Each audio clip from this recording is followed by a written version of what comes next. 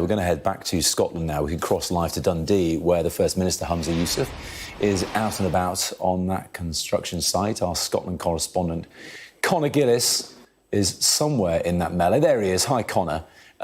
Just tell me what's going on.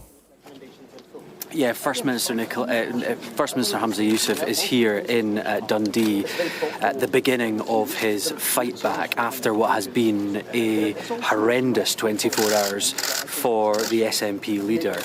Yesterday he started the day by sacking his Green ministers that he'd been in government with for 3 years, summoning them to a meeting at Bute House, the official residence of the First Minister, after a very tough week in terms of his government ditching key climate targets. There was also some debate around gender services for young people. A few hours later, he discovered that he would be at the centre of a no-confidence vote in his premiership at Holyrood, led by the Conservatives, backed by the Liberal Democrats and Labour.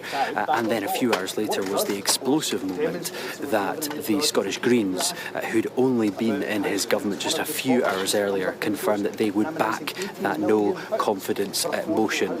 It has been a huge 24 hours here in Scotland. There has been debate over the very future of this First Minister. His team have been saying he is absolutely not resigning here. The question is, will he win that vote next week? Because he is going to rely on the one-time SNP leadership candidate Ash Regan, who defected from the party last year after an almighty fallout in the wake of losing that contest to this man, Humza Yousaf. So what way will she vote when that eventually comes to Parliament next week? She has written to Humza Yousaf today outlining her sets of demands in some horse trading that no doubt those parties will be carrying out. I just had a listen to what Humza Yousaf has been saying, and he is confirming that he will contact each of the party leaders at Holyrood over the course of the next few hours as they try and plot the path ahead and get his premiership back on course. He was here, as I said, trying to reset the narrative. Yesterday morning he said he was trying to take back control of the situation.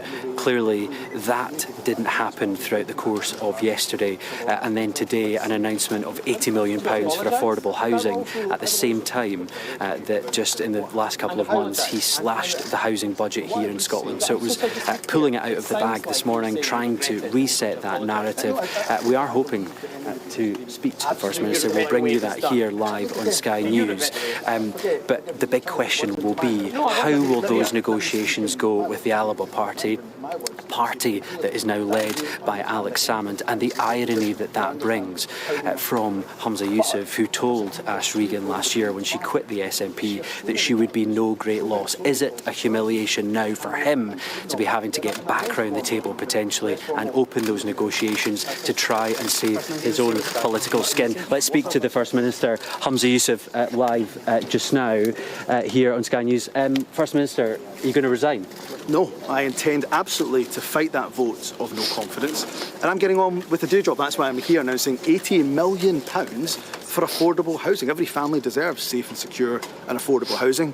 We are delivering on that while the opposition are just playing games. Well, you slashed the housing budget just a few months ago, but also yesterday... I've just announced £80 million for affordable housing. That will be welcomed by families right up and down Scotland. Let's take a step back, though. Yesterday morning you said you wanted to take back control and stamp your authority. A few hours later you were humiliated when the Greens said that they wouldn't back you in that confidence motion.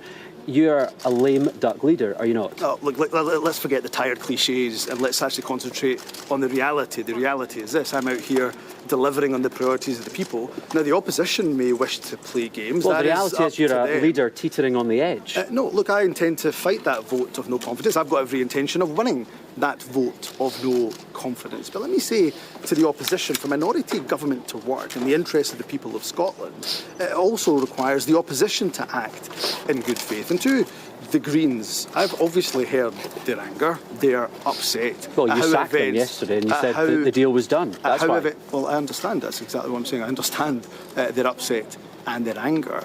Now, what I will be doing is writing to all of the political party leaders, all the party groups represented in the Scottish Parliament, including, of course, Patrick Harvie and Lorna Slater, asking them to meet with me to say, look, how do we make minority government work? It's in the best interest of the people of Scotland that all of us act in good faith and make it work. Is this not the biggest irony, though, that you are now potentially relying on Alex Salmond's Alba party to determine your political fate with Ash Regan and the way that she votes next week? What is your take on that, and will you be sitting down to discuss the path ahead and meet Ash Regan's demands? Well, I've just said to you that I'll be writing to all of the party leaders and the party groups that are represented in the Scottish Parliament. That, of course, would include Ash Regan, it includes Patrick Harvie, it includes Lorna Slater. But you said she was no great loss to the SNP. How are you going to get back round a table? Look, Ash Regan has just written to me to say that she'd be willing to have a discussion. I'll be writing not just to Ash Regan, I'll be writing to Lorna Slater, to Patrick Harvie, to Anna Sauer, Douglas Ross and Alex Cole-Hamilton, to say all of us, including those in the opposition, have to make minority government work. Otherwise, we're not going to be able to deliver on the priorities of the people, such as affordable housing. Just finally, how are you so confident you can win this when actually this is not in your hands? No, look, I believe in our ability to be able to work with, negotiate, compromise where necessary. We've shown that in the past. We'll show it again. I was part of a minority government in 2016 to 2021. I was a minister in that government. We had to negotiate constantly, compromise where we had to.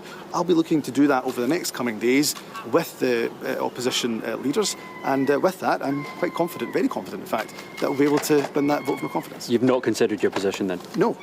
Thanks very much. First Minister Humza Yousaf live there on Sky News, and he is suggesting, let's just come over here, he is suggesting that he will have those discussions with the party leaders, saying he's not a man humiliated around having to get back round the table with Ash Regan, Alex Salmond's Alba party, the candidate, the one-time leadership candidate that he stood against for the SNP last year, saying she was no great loss to the party. He's defiant. He is a leader who suggests he will carry on.